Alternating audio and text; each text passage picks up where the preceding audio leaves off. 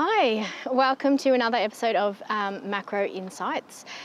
I've got David here again and I'm going to pick his brain about Perth and whether it's at the bottom of the market. But of course, he's not going to tell us straight away. He's going to tell us some information first. How many years has Perth been in stagnation? 10. The market's up 7.5% since 2007. And if you want the actual numbers, Sharon, the Perth median price was 500 in 2007. Approximately 500 in 2007, and it's about 538 now. So it's only a 7.5% rise over 10 years. So someone who invested in 2007, you're saying their property would be worth about 7% more now?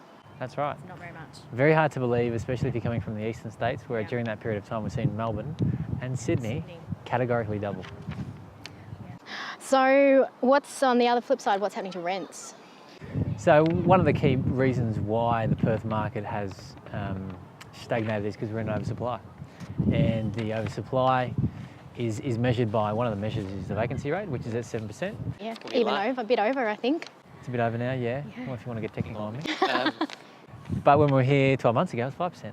And when we've been monitoring the market, it's 4.5%, 5%, now it's at 7%. Yeah. And you know what, it's pretty scary. Can it keep going up? Absolutely. I think that on the positive side, what is happening and what we're definitely seeing is we're seeing developers building much less. We're seeing approvals fall. Definitely. But as we were looking at the graph earlier today, they're still building too many bedrooms. Yeah, for the population. And we've got another episode coming up on population, so we'll cut that there. Yep. Bottom line, is the Perth property market at the bottom?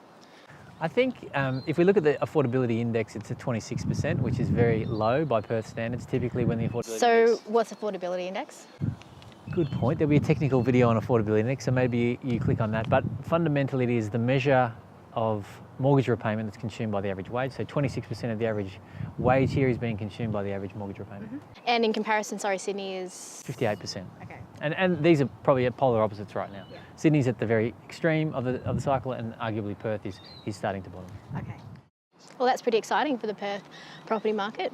Especially if you bought in 2007. Yeah, maybe some good news on the way. Excellent.